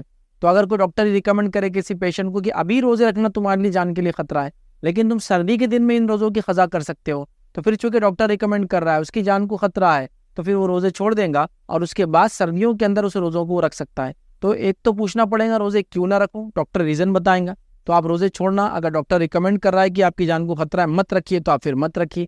اس کے بعد کیا بعد میں رکھ سکتے ہیں اس سے یہ بھی پوچھیے، مطلب بعد میں کب رکھ سکتے ہیں، پھر مطلب کون سا موسم، کیسی حالت کے بعد، جیسا کہ 3 مہینے دوا کھا لیجیے پھر رکھ سکتے ہیں، 6 مہینے کے بعد انشاءاللہ رکھ سکتے ہیں، اگلے سال سے پہلے رکھ سکتے ہیں، وہ پوچھ لیجیے. تو پھر وہ کر لیجیے کہ آپ قضا کر لیجیے اس کو جو روزے بیماری کی وجہ سے چھوڑتے ہیں. اور اگر ایسی بیماری ہے کہ وہ ختم ہی نہیں ہو رہی ہے بعد رمضان بھی، تو پھر آپ فدیہ دے دیجیے. مطلب چانسز نہیں ہے کہ پھر کبھی صحت ملے. جیسا بہت سارے لوگ شوگر کے مریض ہوتے ہیں جس کو خاص طور سے ٹائپ 1 کی شوگر ہوتی ہے، یاد رکھیں، جس میں انسولین وغیرہ بہت ہائی ڈوز ہوتا ہے، کئی انجیکشنز ہوتے ہیں، تو بیچارے نہیں رکھ پاتے ہیں. تو آپ ڈاکٹر سے پوچھیں وہ کیوں کہہ رہا ہے، وہ ڈاکٹر آپ کو بتائیں گا. اگر واقعی میں آپ کی جان کو خطرہ ہے تو پھر آپ روزے نہ رکھیں، اس کا یا تو قضا کر لیں یا پھر اگر ہمیشہ نہ رکھ پائے تو فدیہ دے دے کر. مطلب اگر اب ان کا ہو گیا، جیسے کہ جس پیشنٹ کے بارے میں بات کر رہی ہوں، ایسے تو بہت نارمل ہے، لیکن وہ مطلب بیمار 2005 سے وہ دوائی دے رہے ہیں اور انہیں یہ ہے کہ انہیں مطلب فاقہ نہیں دینا ہے، اور اس وجہ سے انہیں ڈاکٹر نے کہا ہے کہ آپ بالکل روزہ نہ رکھیے جب تک آپ ٹھیک نہیں ہو جاؤ گے. لیکن جو مطلب انہیں پرابلم ہے انہیں لائف ٹائم دوائی کھانی ہے، اس کے لیے انہیں کیا فدیہ دینا ہے؟ ہاں فدیہ دیکھیے، یاد رکھیے اس کو جو ہے اس شخص کو جو روزہ نہیں رکھ سکتا ہے وہ ایک مسکین کو کھانا کھلائیں گے. یاد رکھیے اب مسکین کو کھانا کھلانے میں کتنا لگتا ہے کہ انسان کو کھانے کے لیے، وہ آپ دیکھ لیں ایک دن کے حساب سے، اور اس مسکین کو دے دے. یاد رکھیے یا تو ہر روزے کے بدلے اسی دن چکا دے، یا تو پھر ایک ساتھ 30 مسکینوں کو وہ کھانا کھلا دے، یا تو پھر ہر روز کسی ایک مسکین کو، جیسا بھی ہوتا ہے مطلب ہر روزے کے بدلے ایک مسکین کو کھانا کھلا دے، یہ اس کا فدیہ ہوگا. علماء نے فدیے میں کیا دیا جائے الگ الگ باتیں کہی، میں نے یہاں تک پڑھا کہ کسی نے کہا اتنا اناج دے دی جائے. بیسٹ یہ کہ جو کھانا بناتے نا گھر کا، وہ کھانا ہی کھانے کے لیے کسی کو دے دیا جائے ہر روزے کے بدلے ایک انسان کو، انشاءاللہ عزیز وہ کافی ہو جائیں گا. اگر ہمیں کوئی یہ غریب نہ ملا تو ہم وہ ایسے بھی دے سکتے ہیں رقم کسی غریب؟ نہیں، غریب کو آپ کھلائیے، غریب نہ ملے تو دوسرے ایریے میں دیجیے. آپ جہاں غریب ہے موجود، آپ کے آس پاس نہیں ہے تو کہیں اور علاقے میں دیجیے انشاءاللہ. مطلب اماؤنٹ نہیں ہم دے سکتے؟ اماؤنٹ پھر وہ کھانا کھائے، مطلب اگر آپ اماؤنٹ دے رہے تو وہ کھانا کھائے. اماؤنٹ دیں گے اور وہ کھانا نہیں کھا کے کچھ استعمال کر لے تو اس کے بیٹر ہے کہ تو اس کو مسکین کو کھانا کھلانے کا حکم ہے تو ہمیں وہ کھانا ہی کھلانا چاہیے، یہی بیٹر ہے. اماؤنٹ وغیرہ یہ مجبوری کہ اس میں آپ علماء سے فتاوے لے سکتے ہیں کہ ہے ہی نہیں کیا کریں، وہ ایک الگ شکل ہے. لیکن ابھی تو میں ریکمینڈ کروں گا آپ غریب کو تلاش کریں اور اس کو کھلا دیں. شکریہ، جزاک اللہ. السلام علیکم. وعلیکم السلام. کیا عورتیں اعتکاف کر سکتی ہیں گھر میں؟ دیکھیے عورتوں کے اعتکاف کے تعلق سے جو مسئلہ ہے یاد رکھیے وہ یہ ہے کہ عورتوں کا اعتکاف بھی مردوں کے جیسا مسجد میں ہی ہوگا. یاد رکھیے تو آپ کیا کریں، جس علاقے میں رہتے ہیں مسجد کمیٹی وغیرہ کو بولیں کہ عورتوں کے لیے بھی اعتکاف کا انتظام کیا جائے. نبی اکرم صلی اللہ علیہ وسلم کے گھر جو حجرے تھے وہ مسجد نبوی کے پیچھے تھے بالکل، لیکن اس کے باوجود بھی کہ مسجد نبوی کے بالکل باؤنڈری پہ لگے ہوئے آپ کے حجرے تھے، امہات المومنین کے خیمے مسجد نبوی کے احاطے میں لگائے جاتے تھے جب وہ اعتکاف کرتی تھی. اسی لیے ایک روایت بڑی مشہور ہے نا کہ ایک امہات المومنین میں سے ایک نے ام المومنین نے خیمہ لگایا, پھر دوسری نے لگایا, پھر تیسری نے لگایا, دیکھا دیکھ تینوں نے لگا دیا. اللہ کے رسول صلی اللہ علیہ وسلم اس عمل سے ناراض ہوئی کہ دیکھا دیکھی کیا, کہا سب کے نکال دو, یہ بار مت کرو اس لیے کہ تم نے ایک دوسرے کے دیکھا دیکھی میں کیا. حالانکہ گھر پیچھے ہے, باؤنڈری پر ہے, پھر بھی گھر میں نہیں کرتے ہوئے مسجد میں کیا. میں بھی یہی کہوں گا کہ مسجد میں ہی اعتکاف کرنا چاہیے عورتوں نے بھی. جی میرا سوال ہے کہ ہمارے اپنے گھر میں یہاں ہم نے بنائی ہے مطلب درسگاہ, اس کے اوپر مسجد بنائی, تو وہ ہم استعمال کر سکتے ہیں, اوپر مسجد نیچے درسگاہ؟ مطلب اوپر کے فلور پر مسجد ہے اور نیچے کے فلور پہ درسگاہ ہے, یہ بولنا چاہ رہے ہیں؟ جی جی جی, نیچے درسگاہ, اوپر بنایا مسجد. اب اپنا شہر میں ہے, مطلب اپنے شہر میں ہے. تو دیکھیے اعتکاف لیکن مسجد میں ہوں گا, یاد رکھیے. تو مطلب جو علاقہ ہے وہ مسجد کہلائے. جیسا فار ایگزامپل مسجد نبوی میں آگے مسجد تھی نبی اکرم صلی اللہ علیہ وسلم کے زمانے میں, جیسا مسجد نبوی آگے مسجد تھی اور پیچھے آپ کے حجرے تھے, بیچ میں جگہ تھی, صحن تھا, تو وہ مسجد کا ہی پارٹ تھا. تو اعتکاف مسجد میں ہے, تو اگر آپ وہ نیچے کے حصے کو مسجد کاؤنٹ کرتے تو وہاں بھی ہو سکتا ہے. لیکن اگر اس کو مسجد میں کاؤنٹ نہیں ہوتا, چونکہ آج کل کیا ہوتا ہے فلور وائز چیزیں بدل جاتی ہے. اب جیسے بڑے بڑے شہروں میں تو ایسا ہوتا ہے کہ فرسٹ فلور پر مسجد, سیکنڈ تھرڈ اور اوپر کے فلورز پہ پوری بلڈنگ میں لوگ رہتے ہیں, یا پارکنگس ہوتی ہے, یا نیچے کبھی ہوتے ہیں مسجد اور اس کے اوپر بلڈنگ ہوتی ہے, تو فلور وائز مسجد کاؤنٹ ہوں گی. تو کوئی یہ نہیں سوچ سکتا کہ مسجد کے اوپر والے فلور پہ میں اعتکاف کر لوں, وہ اس کا گھر ہے. تو اگر اس جگہ کو جو صحن ہے یا نیچے اوپر ہے اس کو مسجد میں ہی کاؤنٹ کیا جاتا ہے تو آپ وہاں بھی اعتکاف کر سکتے ہیں. بٹ اگر وہ مسجد میں کاؤنٹ نہیں ہوتا ہے تو پھر وہاں اعتکاف نہیں ہوگا, یاد رکھیے. السلام علیکم ورحمۃ اللہ وبرکاتہ. وعلیکم السلام ورحمۃ اللہ وبرکاتہ. جی استاد محترم, میں نے عالمہ کورس کیا ہے, ویسے تو عالمہ نہیں کہلاؤں گی کیونکہ اسٹوڈنٹ ہوں, مرتے دم تک اسٹوڈنٹ ہی رہوں گی. تو وہ جس میں گاؤں میں ایک یہاں پہ شادی ہوئی ہے میری, تو یہاں پہ نا زیادہ یہ بدعت شرک و بدعت بہت زیادہ ہے, اور میں دعوت جب دینا چاہتی ہوں تو نہیں دیتے مجھے, مطلب آگے نہیں آنے دیں دیتے, بولتے ہیں کہ اہل حدیث ہے اس کو پیچھے رکھو, یہ وہابی ہے. میرا بہت دل دکھتا ہے, مگر میں یہ کہنا چاہتی ہوں کہ روز محشر میں مجھے اس بات کا بھی سوال تو نہیں کیا جائے گا کہ آپ نے دعوت کو پھیلایا کیوں نہیں, آپ تو ایک منتخب, اللہ تعالیٰ نے مجھے چنا تھا اس کام کے لیے, تو آپ نے یہ کام آگے کیوں نہیں کیا. مگر مجھے بہت ایذا پہنچتا ہے, لوگوں سے تانے سننے پڑتے ہیں, آگے پہنچ نہیں پاتی ہوں, قرآن نہیں پڑھا پاتی ہوں باقیوں کو کہ وہ بھاگ جاتے ہیں. دیکھیے جو آپ نے سوال کیا ہے کہ آپ جو ہے قرآن و سنت کو ماننے والے ہیں, تو لوگ آپ کو اہل حدیث کہہ کر آپ سے علم حاصل نہیں کر رہے ہیں, آپ دینا چاہتے ہیں تو آپ سے لیتے نہیں ہیں, آپ سے دور بھاگ جاتے ہیں اور آپ کو روکا جا رہا ہے. تو آپ کا سوال یہ بہن کا کہ کیا میں کوشش کر رہی ہوں تو کیا اللہ پوچھیں گا تو نہیں, میری پکڑ تو نہیں ہوگا. دیکھیے آپ کی جو کوشش ہے بس میں آپ وہ کرتے رہیے, لوگوں کو جو رویہ اختیار کرنا وہ اختیار کرتے رہیں گے. اللہ تعالیٰ آپ کی کوششوں کو دیکھیں گا, اس کے نتیجے کو نہیں دیکھیں گا, مطلب رزلٹ کو نہیں دیکھیں گا, آپ کی کیا شدت تھی اس کام کے لیے. تو آپ کی تڑپ ہے دل میں کہ میں یہاں کام کروں, آپ جانتے ہیں کہ یہ لوگ غلط کام کریں, آپ چاہتے ہیں کہ ان کے اندر اچھا کام کریں, بٹ وہ لوگ راضی نہیں ہیں. تو بہرحال آپ نے اپنا کام کر دیا, اب آپ مایوس نہ ہو, اور جہاں موقع ملے, جیسے موقع ملے, حکمت کے ساتھ ضروری ہے, چونکہ آپ کے علاقے میں وہ آپ کی بات نہیں مان رہے, مطلب وہ آپ کو کسی ایک طبقے یا فرقے سے کنیکٹ کر رہے ہیں, مطلب وہ سمجھ رہے ہیں کہ آپ ان میں سے نہیں ہیں, آپ اہل حدیث ہیں, آپ فلاں ہیں, آپ سلفی ہیں, ایسے ہیں. تو یہاں بڑے حکمت کے ساتھ آپ کو ان کے اندر پینیٹریٹ ہونا ہوگا اور بہت اچھے اور احسن طریقے سے ان تک بات پہنچانی ہوں گی. لیکن سب کچھ کرنے کے بعد بھی اگر وہ بات کو نہ مانے, جیسا قرآن میں اللہ نے حکم دیا نا, ادعو الی سبیل ربک بالحکمۃ والموعظۃ الحسنہ وجادلہم باللتی احسن, تو ان کو اچھی اچھی باتوں, مطلب اللہ کی راہ کی طرف بلاؤ, ان کو حکمت کے ساتھ اور اچھی نصیحت کے ساتھ, اور اگر ان سے کبھی بحث مباحثہ ہو جائے حق بات بتانے میں تو اچھے انداز سے کرو.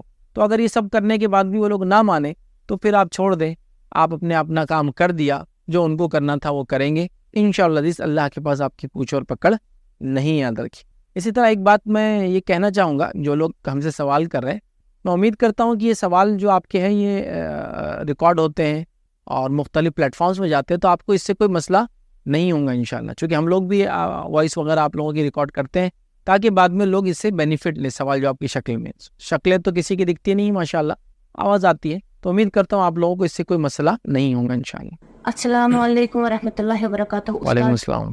رمضان میں جو عورتوں کو روزے چھوڑتے ہیں اس کی وجہ سے کیا ہم ان کی قضا شوال کے مہینے میں کر سکتے ہیں, یا جو وہ شوال کے 6 دن ہوتے ہیں وہ ہم رکھ سکتے ہیں؟ دیکھیے سوال آیا کہ اگر خواتین کے روزے چھوٹ جاتے ہیں مینسس کی وجہ سے, حیض کی وجہ سے, تو جب بعد میں شوال میں روزے رکھتے ہیں تو کیا وہ 6 روزے کے بدلے رمضان کے روزے رکھیں, یا اگر رمضان کے روزے نہ رکھ سکے تو کیا شوال کی بھی نہ رکھیں؟ دیکھیے ماں عائشہ فرماتی ہے کہ رمضان میں ان کے روزے چھوٹ جاتے تھے, امہات المومنین کے روزے چھوٹ جاتے تھے, اور وہ فرماتی ہے کہ اگلے سال مطلب آنے والے سال کا رمضان قریب آ جاتا، مطلب شعبان آ جاتا، اور تب ہم ان روزوں کو مکمل کرتی.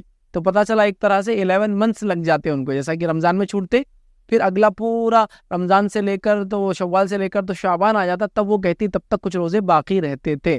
تو اس کا مطلب یہ ہوا کہ وہ لوگ بھی شوال میں روزے کسی وجہ سے نہیں رکھ پاتے تھے، لیکن یہ بات تو ہم کو پتہ ہے کہ محرم کے روزے رکھتے تھے 9-10 کا، اسی طرح ذوالحجہ کے روزے رکھتے تھے 9 کا خاص طور سے، ہے نا. تو دوسرے روزے رکھتے، تو پتہ یہ چلا کہ آپ چاہے تو یہ بھی کر سکتے کہ شوال کے اندر آپ کے قضا روزے پہلے کریں پھر شوال کے روزے رکھیں، یا آپ کو ایسا بھی کر سکتے کہ آپ شوال کے روزے پہلے رکھ لیں، کیونکہ شوال کے روزے شوال سے جڑے ہوئے 6 روزے شوال میں رکھنا ہے تو، اور باقی حالانکہ رمضان کی قضا کو تو آپ کو سال بھر ہے، جو آپ کو بیٹر لگے کرے. مطلب آپ کو لگتا ہے کہ ابھی شوال کے 6 رکھ لوں پھر اگلے مہینے میں رمضان کے رکھوں گی، یہ بھی چلیں گا. آپ یہ سوچتے ہیں کہ پہلے رمضان کے رکھ لوں پھر شوال کے 6 رکھوں گی، یہ بھی چلیں گا. یہ ڈیپینڈ ہے، لیکن آپ کے لیے رمضان کے لیے پورا 1 سال ہے، جبکہ شوال کے لیے صرف 30 دن ہوتے ہیں. اب آپ اس میں دونوں میں سے جو کرنا چاہیں، یا تو یہ بھی رکھ کے وہ بھی کرے، یا پہلے رمضان کے رکھے پھر شوال کے، یا تو شوال کے شوال میں رکھے رمضان کے اس کے بعد کے. لیکن اس بات کو یاد رکھے کہ آنے والے رمضان سے پہلے اس کو کر دینا ہے. جیسے کہ اگر یہ رمضان میں روزے چھوٹتے ہیں تو آنے والے شعبان تک آپ کو اس کو رکھ لینا چاہیے. السلام علیکم ورحمۃ اللہ. وعلیکم السلام ورحمۃ اللہ وبرکاتہ. جی اپنا سوال بتائیں. استاد جی میری ماں گزر گئی ہے 2017 میں، تو استاد اب مجھے جانا عمرہ پہ، بٹ پہلی بار جا رہی ہوں، میں نے اس سے پہلے کبھی نہیں کیا عمرہ، تو میں نیت یہ کر رہی ہوں کہ میں ان کے بدلے کروں گی. کیا میں ان کے بدلے کر سکتی ہوں؟ تو دیکھیے عمرہ بدل اور حج بدل، بہن کا سوال تھا کہ ان کی والدہ کے بدلے عمرہ کرنا چاہتی ہے، تو عمرہ بدل اور حج بدل کے لیے جو شخص عمرہ کر رہا ہے یا حج کر رہا ہے اس کا پہلے سے عمرہ یا حج ہونا ضروری ہے. تو اگر آپ عمرہ کرنے جا رہے ہیں کسی میت کی طرف سے تو آپ کا عمرہ پہلے سے ہوا ہونا ضروری ہے، اور اگر آپ حج کرنے جا رہے ہیں میت کی طرف سے تو آپ کا حج ہوا ہونا ضروری ہے. تو لہٰذا اگر آپ عمرے کے لیے جا رہے ہیں تو ابھی آپ کیا کریں، آپ کی والدہ کے عمرے کی نیت سے نہیں، اپنے عمرے کی نیت سے نکلے گھر سے، وہاں جا کے اپنا عمرہ مکمل کرے، اور اپنا عمرہ مکمل کرنے کے بعد پھر آپ کو دوسرا موقع ملے تو اپنی والدہ کا عمرہ کرے اس میں، لیکن آپ والدہ کی نیت سے نہ نکلے اگر آپ کا عمرہ نہیں ہوا ہے تو. لیکن اگر آپ نے پہلے عمرہ کر چکا ہے سمجھ لیجئے، تو پھر آپ کو کیا کرنا ہے، والدہ کی نیت سے جانا ہے، اور والدہ کا بھی عمرہ کرنا ہے، اور موقع ملے تو پھر اپنے عمرے بھی اور آپ اضافی کر سکتے ہیں. لیکن اگر آپ کا عمرہ نہیں ہوا، جیسا آپ نے کہا کہ پہلی بار جا رہے ہیں، تو پھر آپ اپنے عمرے کی نیت سے جائیے، پہلا عمرہ آپ اپنا کر لیجئے، اور اس کے بعد پھر جو ہے آپ حرم سے باہر چلے جاتے ہیں، حدود سے باہر چلے جاتے ہیں، پھر آنے کا موقع ملتا ہے تو پھر دوسری بار آئیے اور پھر اپنی والدہ کی نیت سے کیجیے، چونکہ آپ کے لیے عمرہ بدل کرنے کے لیے آپ کا عمرہ پہلے ہونا ضروری ہے. جی استاد میرا یہ اور ایک کوشچن ہے کہ جنت میں ہم ماں باپ کو پہچان سکتے ہیں؟ دیکھیے سوال ہے کیا جنت ماں باپ کو پہچان سکتے ہیں؟ ہاں، انسان اپنے ماں باپ کو پہچانیں گا، اپنے پچھلی نسلیں گزری بھی ان کو پہچانیں گا، جو بچے بعد میں آئیں گے ان کو پہچانیں گا، سب کا تعارف ہو جائیں گا، مطلب یہ ان کے تھے وہ ان کے بچے تھے. انسان تو کتنوں کو دیکھتا ہے، کبھی اپنے بچوں کو اور کبھی ان کے بچوں کو، آپ کو سب پتہ چل جائیں گے وہ کون ہے. بلکہ روایت میں آتا ہے جو لوگ دنیا میں ساتھ رہتے تھے وہ جنت میں بھی ساتھ رہیں گے، یاد رکھیے. تو لہٰذا اگر دنیا میں اپنے ماں باپ بہن بھائی کے ساتھ تھے تو جنت میں بھی انشاءاللہ ان کے ساتھ رہیں گے، تو ہاں بالکل پہچانیں گے، بلکہ ان کے ساتھ رہیں گے، یاد رکھیے. استاد مائع جس حالت میں سپنے میں آتی ہے کیا وہ اسی حالت میں حقیقت میں ہوتی بھی ہے؟ سوال آیا کہ خواب میں جو ہے سپنے میں اپنی ماں کو یا اپنے میت کو کوئی دیکھ رہا ہے اور اس میں اچھی حالت میں دیکھ رہا ہے یا بری، تو کیا واقعی میں ان کی حالت اچھی بری ہوتی؟ واللہ عالم، یہ ہم کو نہیں پتا. ایک بات آپ یاد رکھ لیجئے، جو خواب دیکھ کے آپ ڈر جاتے ہیں وہ شیطان کی طرف سے ہیں. تو یہ بھی ہو سکتا ہے کہ خواب میں شیطان آ کے آپ کی امی کے بارے میں برے برے وسوسے ڈالے، ان کو تکلیف ہو رہی ہے، ان کو عذاب ہو رہا ہے، ان کو یہ ہو رہا ہے. بالکل مت مانیے، بالکل نہیں. ہاں کوئی خواب دیکھ کر آپ خوش ہوتے ہیں تو وہ رحمان کی طرف سے، اللہ کی طرف سے. تو لہٰذا خواب میں میت کی جس حالت میں آتی ہے ضروری نہیں کہ آخرت میں اس کا وہی حشر ہوگا یا جنت میں ہو رہا ہے. کبھی کبھار شیطان ہم کو ورغلانے، بہکانے، ڈپریس کرنے، پریشان کرنے، سٹریس کرنے کے لیے کیا کرتا ہے، خوابوں میں آ کے کچھ بھی چیزیں بتاتا ہے. تو بالکل بھی اس پہ اعتماد مت کیجیے. اگر کوئی برا خواب آیا کروٹ بدل کے سو جائیے، اس پہ بالکل دھیان مت دیجیے. یاد رکھیے کوئی اچھا خواب آیا تو اللہ کا شکر ادا کیجیے. تو خواب میں جیسا آپ میت کو دیکھتے ویسا اس کے ساتھ ہونا بالکل ضروری نہیں ہے، یاد رکھیے.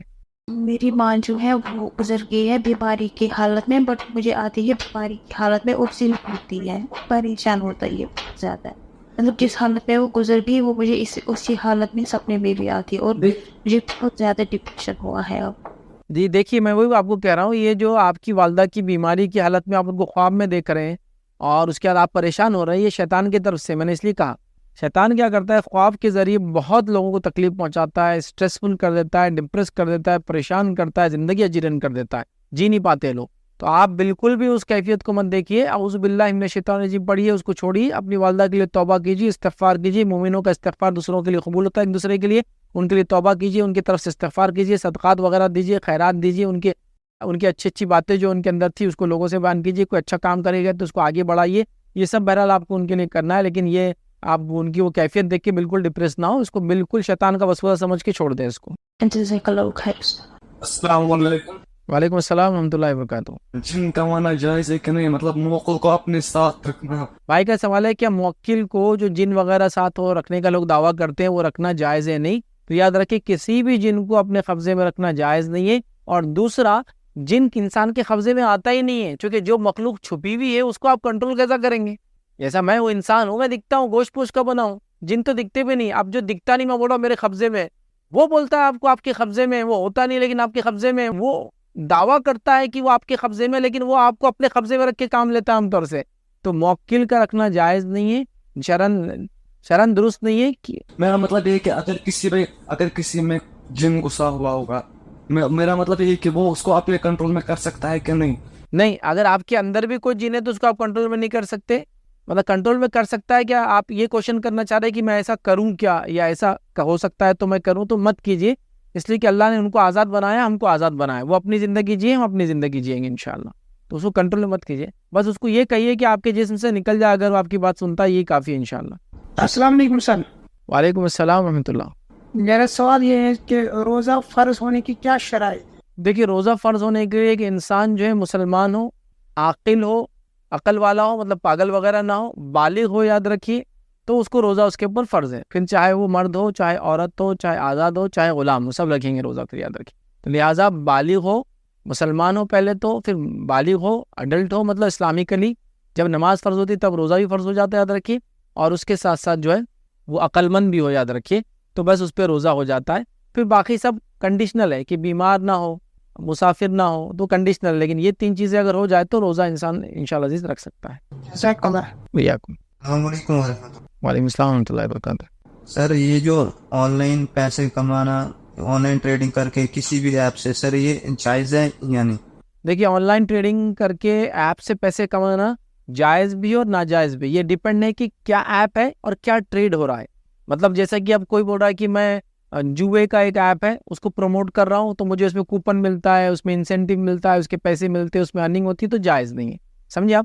تو ایپ بھی جائز ہو اور جو پروڈکٹ سیل کیا جا رہا ہے وہ بھی جائز ہو, تو پھر آپ کی انکم جائز ہے. جیسا کہ میں نے کوئی مارکیٹ کھول رکھا ہے اور ایپ کے تھرو میں پروڈکٹس بیچتا ہوں, تو پروڈکٹس بیچنا جائز ہوا. لیکن ایپ کے تھرو پروڈکٹ بیچتا ہوں لیکن حرام پروڈکٹ بیچتا ہوں, تو ایپ جائز ہوا, پروڈکٹ حرام ہوا.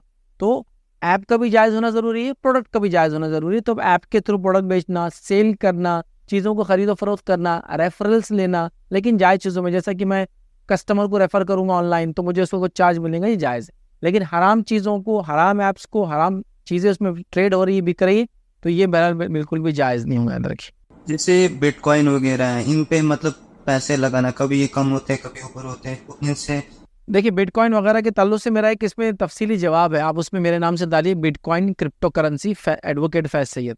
تو میں نے اس میں تفصیلاً دیا ہے, میں نے بتایا بھی, اس میں کنڈیشنل چیزیں ہیں کچھ. آپ اگر وہ دیکھیں تو میں سمجھتا ہوں اور زیادہ کلیئرلی آپ کو آنسر ملیں گا. بس جنرل اگر سینس میں کہوں تو فی الوقت انڈیا کے اندر اگر آپ رہتے ہو تو انویسٹ نہ کریں, یہ آپ کے لیے بہتر ہے. لیکن ایسی جگہیں جائیے کرنسی کی فارم میں ہے, اس میں انویسٹ ہو رہا ہے, ایک الگ بات ہے. لیکن انڈیا میں نہ یہ کرنسی ہے, نہ اس میں ابھی انویسٹمنٹ یہاں انڈیا میں ہو رہا ہے, بلکہ گورنمنٹ تو اس پہ ٹیکسز وغیرہ اور کافی اس کی وہ اسٹرکٹ رولس اینڈ ریگولیشن رکھ رہے ہیں. اوائڈ کیجیے. میں نے اس میں ایک تفصیلی جواب دیا ہے, آپ اس کو میرے نام سے اگر سرچ کریں تو آپ کو مل جائے گا انشاءاللہ. جزاک اللہ خیر. السلام علیکم استاد. وعلیکم السلام ورحمۃ اللہ وبرکاتہ. کیا جب ہم نماز ثنا پڑھتے ہیں نا, کیا یہ ہمیں ہر سلام کے بعد ثنا پڑھنی ہوتی ہے یا صرف پہلی رکعت میں؟ دیکھیے, جب آپ نماز شروع کرتے ہیں بس تو پہلی بار ہی ثنا پڑھنا ہے آپ کو, پہلی رکعت میں. جب اللہ اکبر کر کے آپ نے ہاتھ باندھا, سبحانک اللہم و بحمدک, پہلی بار ہی آپ کریں گے. باقی رکعتوں میں آپ کو ضرورت نہیں ہے, سب دوسری, تیسری اور چوتھی میں. میرا مطلب ہے کہ کیا سلام کے بعد ثنا پڑھنا چاہیے؟ سلام کرنے کے بعد ثنا نہیں ہے, ثنا بس صرف نماز کے اندر ہے. ہاں یہ ایک دعا ہے, لیکن سبحانک اللہم و بحمدک تو آپ کو پڑھنا ہے تو پڑھیے, لیکن سنت سے نماز کے بعد خاص طور سے یہ دعا پڑھنا ثابت نہیں ہے.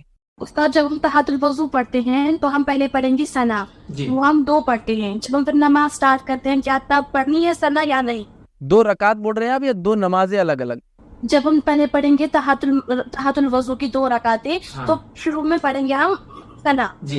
تو سلام کرنے کے بعد جب ہم نماز سٹارٹ کریں گے, کیا تب بھی ہمیں پڑھنی ہے ثنا یا نہیں؟ ہاں, ہر نماز سے پہلے اس کی پہلی رکعت میں پڑھیں گے. اب ہر نماز میں پہلی رکعت میں پڑھنا ہے. تو تحیت الوضو آپ نے پڑھا 2 رکعت، اس کی پہلی رکعت میں پڑھیں گے، پھر فرض نماز کے لیے کھڑے ہوئے تو پھر اس کی پہلی رکعت میں پڑھیں گے، پھر کوئی نفل پڑھ رہے تو اس کی پہلی رکعت میں پڑھیں گے، پھر کوئی سنت پڑھ رہے موقعہ پڑھ رہے اس کی پہلی رکعت میں پڑھیں گے. ہر نماز کی پہلی رکعت میں اس کو آپ پڑھ سکتے ہیں.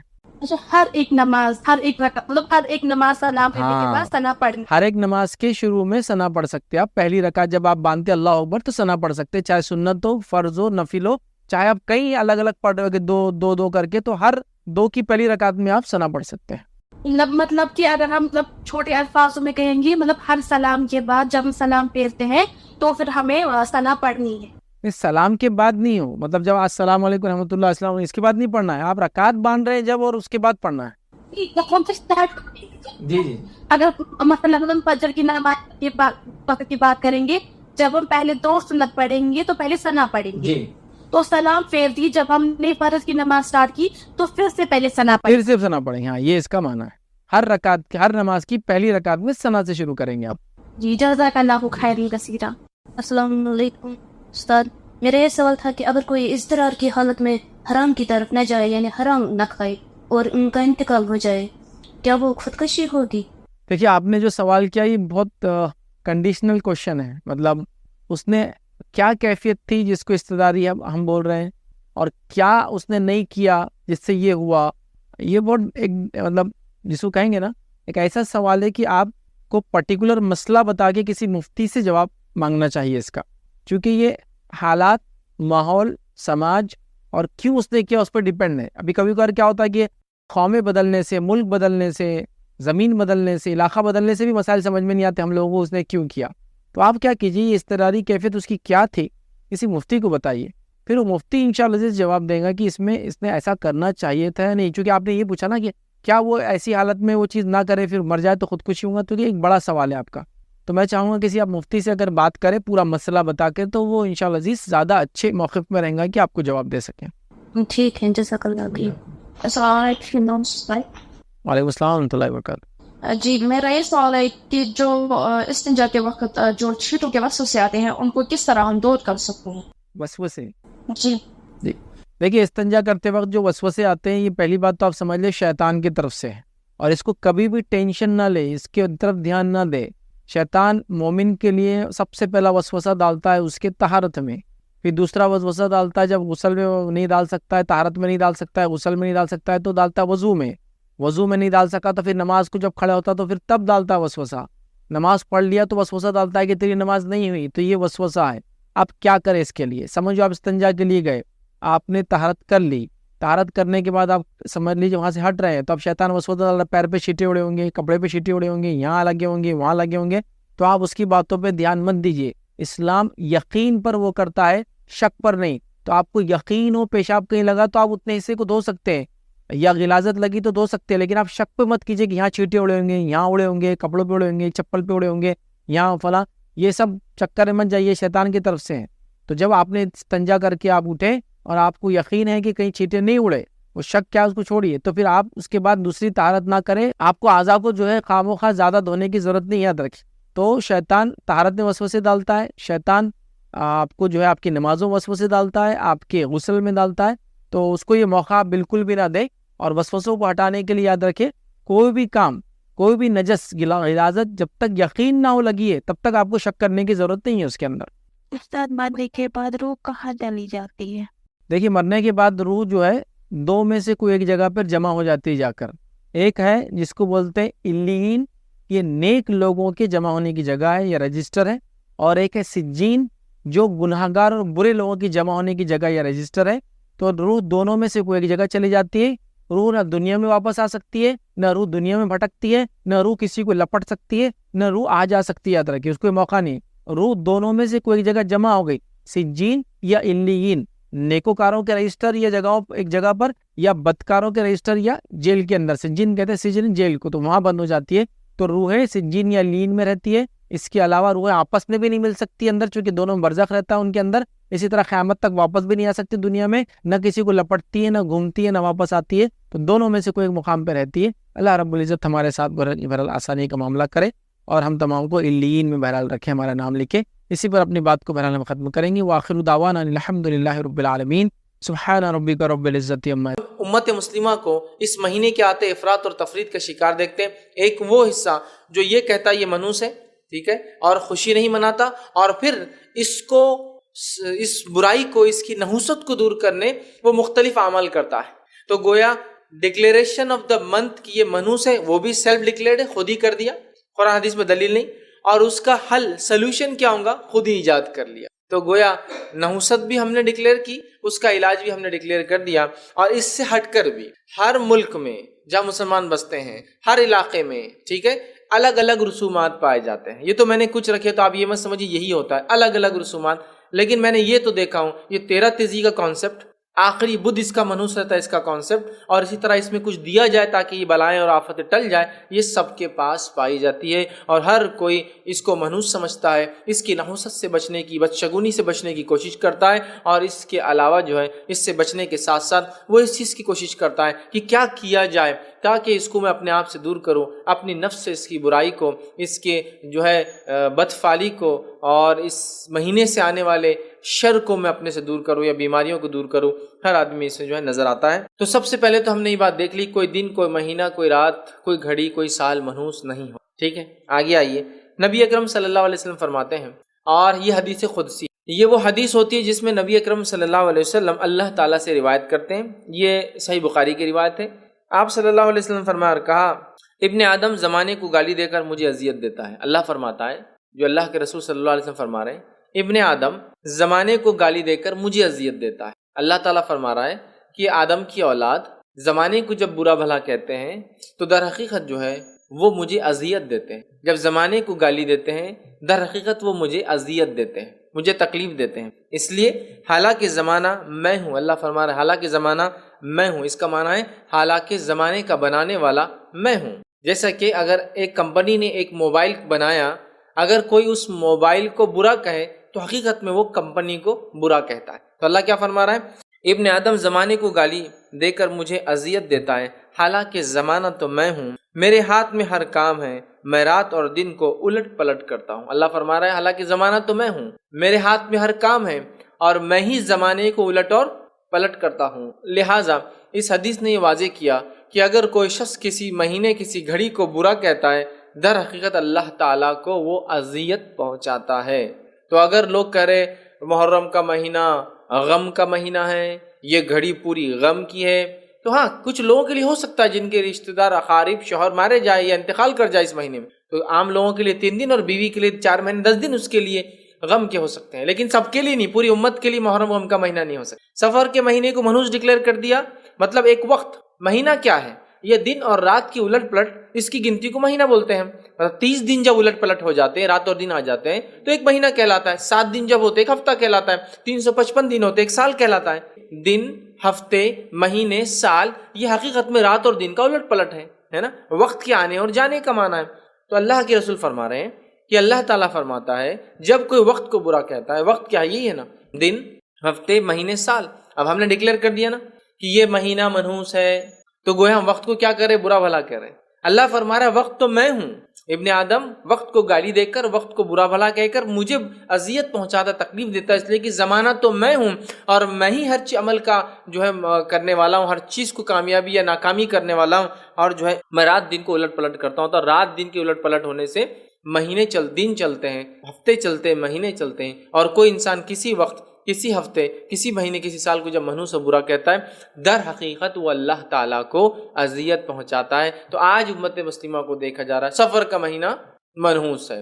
گویا اللہ کے بنائے ہوئے 30 دن یا 29 دن جو اس مہینے کے ہوتے ہیں، ہم لوگوں نے خود ڈکلیئر کر دیا، خود ساختہ، سیلف ڈیفائن کہ یہ مہینے نحوست بھرے ہیں، لہٰذا اس میں اچھائی نہیں کی جاتی. اور اس کی نحوست کو پلٹانے کے لیے پتہ نہیں کیا کیا اعمال جو ہے کیے جاتے ہیں. اور اسلامک کیلنڈر جو ہے چاند سے چلتا ہے، چاند سے چلتا ہے، اس لیے کہ چاند سے جو گنتی چلتی ہے وہ سب سے آسان گنتی ہے، اور کسی زمین اور کسی بھی زمانے میں اس سے حساب کتاب لگایا جا سکتا ہے. دیکھیے کہ انسان کے پاس کیلکولیشن کے لیے کیا ہے، بتائیے مجھے. ایک آدمی جنگل میں رہتا کیسے کیلکولیٹ کرے کہ کیا چل رہا ہے، کیا موسم ہے، کیا سیزن ہے، کیا دن ہے اور کیا مہینہ ہے. اس کے لیے سب سے آسان گنتی اللہ تعالیٰ نے جو چاند کو بنایا ہے اس سے وہ لگا لیتا ہے. جب وہ صفر کچھ بھی نہیں ہوتا ہے وہاں سے شروع ہوتا ہے بڑھنا تو وہاں سے مہینے کا پہلا دن اور دوسرا دن اور تیسرا چوتھا پانچواں 14 اس کے بعد وہ پورا ہو کر پھر گھٹنا شروع ہوتا ہے. جب وہ گھٹتا گھٹتا اور ختم ہو جاتا ہے تو گویا پورا ایک مہینہ مکمل ہو گیا. تو کتنی آسان گنتی ہے دیکھیے آپ کہ کسی زمین اور کسی بھی زمانے میں چاند کے ذریعے سے دن اور رات کا حساب کتاب رکھا جا سکتا ہے, ہفتے اور مہینوں کا اور سالوں کا حساب کتاب رکھا جا سکتا ہے. اسی لیے اللہ رب العزت نے اس چاند کو بنایا. قرآن میں اللہ رب العزت نے فرمایا سورہ بقرہ سورہ نمبر 2 آیت نمبر 189 میں اللہ نے فرمایا وَيَسْأَلُونَكَ عَنِ الْأَحِلَّةِ, یہ آپ سے چاند کے گھٹنے اور بڑھنے کے بارے میں سوال کرتے ہیں. تو اللہ نے فرمایا قُلْ هِيَ مَوَاقِتُ لِلنَّاسِ وَالْحَجِّ, ان سے کہہ دیجئے یہ حج اور وقت کے پیمانے ہیں, گننے کا حساب اور کتاب کا طریقہ ہے. ٹھیک, کیا فرمایا آپ نے؟ لوگ پوچھتے ہیں یہ ہلال یہ چاند چھوٹا اور بڑا کیوں ہوتا ہے؟ تو اللہ فرما رہا ہے کہہ دیجئے قُلْ هِيَ مَوَاقِتُ لِلنَّاسِ وَالْحَجِّ, یہ لوگوں کے وقت کا حساب لگانے کا اور حج کب آتا ہے اس کے حساب لگانے کا طریقہ ہے. تو دیکھیے تو سب سے بہترین چیز چاند کیا ہے ہمارے لیے پیمانہ ہے. ہفتہ کیا چل رہا ہے, مہینہ کیا چل رہا ہے, کیا وقت ہے, کیا سیزن ہے, اس لیے اللہ نے رکھا ہے. یہاں یہ نہیں کہا کہ کہہ دو ان سے کہ چاند کا کچھ مہینوں میں نکلنا نحوست بھرا ہوتا ہے, کچھ مہینوں میں یہ اچھا نکلتا ہے, کچھ مہینوں میں جب نکلتا ہے تو خیر لاتا ہے, کچھ مہینوں میں جب نکلتا ہے تو شر لاتا ہے. اس لیے کہ چاند اور سورج کا آنا جانا اس کو دن اور رات بولتے ہیں اور اسی سے ہفتے مہینے اور سال بنتے ہیں. لہٰذا اگر سورج کا اور چاند کا آنا جانا اگر منحوس نہیں ہے تو ہفتے دن اور سال اور مہینے کبھی منحوس ہو ہی نہیں سکتے, آٹومیٹک ہے نا یہ بات سمجھنے کے لیے. تو لہٰذا حقیقت یہ ہے کہ عالمی کیلنڈر کا چاند جو ہے گننے کا پیمانہ ہے اور اس کے آنے جانے سے کوئی نحوست کا کوئی جو ہے برائی کا تعلق نہیں ہے. ایسا کچھ بھی قرآن اور سنت سے ثابت نہیں ہے کہ ایک مہینے چاند نکلے تو نحوست لائے, ایک مہینے چاند نکلے تو خیر لائے, یا چھپ جائے تو خیر لائے, نکل جائے تو جو ہے یا پھر نکل جائے تو شر لائے, یا پھر نکل جائے تو خیر لائے, چھپ جائے تو شر لائے, پورا دکھے تو خیر لائے, مکمل چھپ جائے تو شر لائے. جیسے ہمارا مانا جاتا ہے آج اماوس ہے چاند نہیں ہے اس کا مطلب شر ہے, آج پورنیما چاند پورا ہے لہٰذا آج خیر ہونے والی ہے, چاند آج گرہن کر رہا ہے لہٰذا آج بہت مصیبتیں اترنے والی ہیں, چاند آج یوں ہے تو اس کا معنی ہے ہو رہا ہے نہیں ہو رہا ہے. یہی ہوتا ہے ہمارے پاس ہے نا. بہت سارے لوگ اپنے پہلے بچے کو گھر سے باہر نہیں جانے دیتے جب پورا چاند ہوتا ہے. نہیں آج کیا ہے پورنیما ہے باہر نہیں نکلنا, اس لیے کہ 2 چاند ایک ساتھ باہر نہیں ہو سکتے ہیں نا.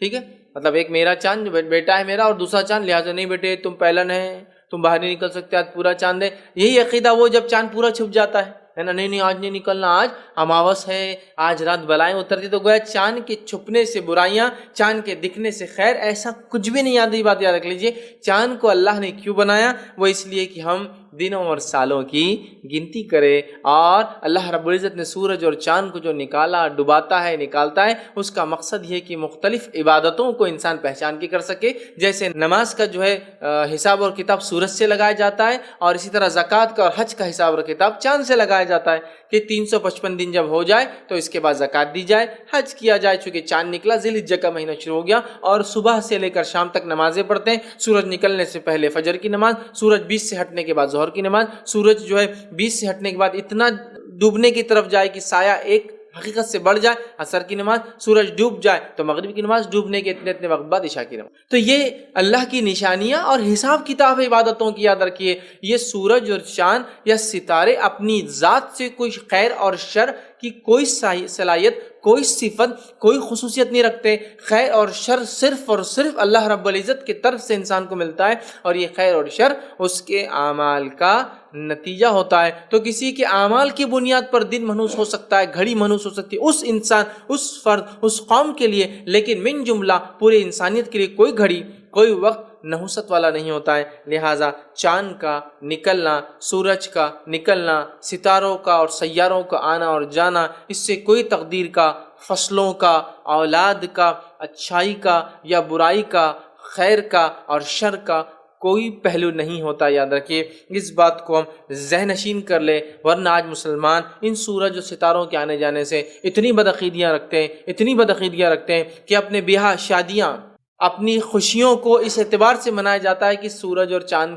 گردشیں کیسی چل رہی ہے. سورج گردش میں ابھی بہت مشکل وقت ہے، لہٰذا آج اچھا کام نہ کیا جائے. آج منگل کا دن ہے، لہٰذا آج کوئی خیر کا کام نہ کیا جائے. آج ہفتہ سنیچر ہے، سنیچر کا دن منحوس ہوتا ہے. آج جو ہے فلاں دن ہے، یہ بہت خیر کا باعث ہے. یاد رکھیے جن دنوں کے بارے میں یا جن مہینوں کے بارے میں کتاب و سنت نے بتایا کہ بابرکت ہے، یہ ایک الگ چیز ہے، لیکن وہ برکت والے کس کے لیے؟ جو ویسے اعمال کرے.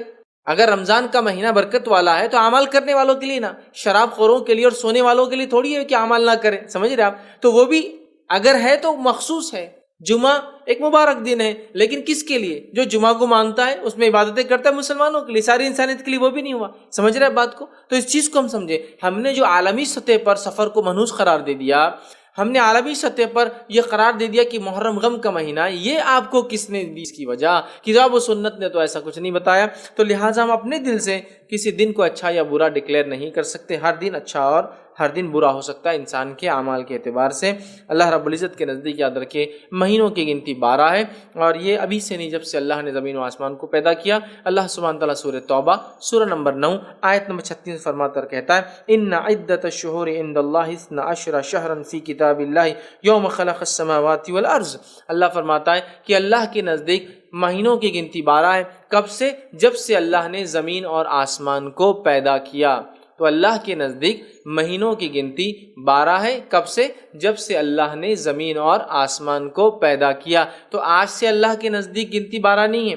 زمین آسمان جب سے پیدا ہوئے، جب سے منتھس کی کوانٹٹی 12 ہے، اور یہ سارے کے سارے خیر ہے. یاد رکھیے، اور اس میں 4 حرمت والے ہیں، لیکن کسی کو بھی اللہ نے کہا اس میں یہ شر والا ہے اور یہ خیر والا ہے. تو گویا ہر دن ہر گھڑی اچھی ہوتی ہے. یہ انسان کے اعمال ہوتے ہیں جس کی وجہ سے وہ برا اور اچھا ہم کہہ سکتے ہیں. اب سفر کو منحوس کیوں ڈکلیئر کیا؟ سفر کو برائی کا مہینہ کیوں ڈکلیئر؟ سفر کو بلائیں اترتی کیوں کہا جاتا ہے؟ آئیے وہ بھی ہم دیکھ لیں. حالت یہ تھے کہ مشرکین مکہ اور اہل عرب اس زمانے کے نبی اکرم صلی اللہ علیہ وسلم کے زمانے کے، ان کا حال یہ تھا کہ وہ لوگ اکثر لوٹ مار کر کے، سمجھا، لوٹ مار کر کے اپنی روزی روٹی یا گزارا کیا کرتے تھے. جیسا کہ قافلوں کو لوٹ لیا، آنے جانے والے لوگوں کو لوٹ لیا، یہ کرتے تھے.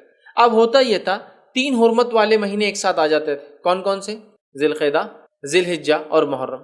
ٹھیک، اس کی حکمت علامہ ابن کثیر لکھتے ہیں اللہ نے 3 مہینے کو حرمت والا اس لیے رکھا اور ذی الحجہ کو بیچ میں رکھا تاکہ ذی القعدہ میں لوگ سفر کے لیے نکلے حج کے، ذی الحجہ میں آرام سے حج کرے اور محرم تک اپنے گھروں پر پہنچ جائے. اور اسی طرح وہ کہتے ہیں رجب کو کیوں بیچ میں محترم رکھا؟ تاکہ رجب کے مہینے میں لوگ عمرہ کر لے. یہ حکمت ہے، ضروری نہیں ہے، ایسا علماء لکھتے ہیں اور علامہ ابن کثیر کا قول ہے. بہرحال تو 3 مہینے لوٹ مار بند ہے. جب 3 مہینے عرب لوٹ مار سے رک جاتے تھے، جو کہ ان کا اصل ذریعہ تھا انکم کا، تو ہوتا یہ تھا، اور جنگوں سے بھی رک جاتے، صرف لوٹ مار سے نہیں، جنگ سے بھی رک جاتے تھے. سمجھو 2 قبیلوں میں جنگ ہے لیکن سٹاپ، ابھی 3 مہینے جنگ نہیں ہوں گی چونکہ حرمت والے مہینے. جیسے ہی 3 مہینے گزرتے اور سفر شروع ہوتا تو کیا کیا شروع ہو جاتا؟ لوٹ مار شروع. اس کے علاوہ قتل و غارت گیری شروع. اس کے علاوہ راہ زنی، جس کو بولتے ہیں راستے کے مسافروں کو، قافلوں کو لوٹنا شروع. یہ کام شروع ہو جاتا تھا کون سے مہینے میں؟ سفر کے. تو لہٰذا ہوتا یہ تھا کہ سفر کا مہینے آتے ہی گھر خالی ہو جایا کرتے تھے. کیوں؟ یا تو مرد لڑنے چلے جاتے تھے، یا تو ڈاکوں کے ڈر سے اپنے خاندان والوں کو لے کے پہاڑوں پہ لے کے چلے جاتے تھے، یا تو پھر مر جاتے تھے. مرنے کی وجہ سے گھر خالی ہو جاتا تھا انسانوں. جیسا کہ کسی گھر میں کوئی شوہر تھا کمانے مر گیا تو ایک طرح سے گھر خالی ہو گیا. تو یہ ہوا کرتا تھا سفر کے مہینے میں. کب؟ دور جہالت میں. تو لہٰذا عرب کیا کہا کرتے تھے کہ سفر کے تعلق سے سفر المکان بول کے وہ کہا کرتے تھے. اس کا معنی ہے گھر خالی ہو گیا. مطلب محرم کے بعد کے مہینے کے تعلق سے وہ کہتے تھے سفر المکان، گھر خالی ہو گیا ہمارا. یا وہ سفر کو سفر کیوں کہتے ہیں؟ سفر کو وہ سفر اس لیے کہتے تھے کہ یہ صفر سے کہتے تھے.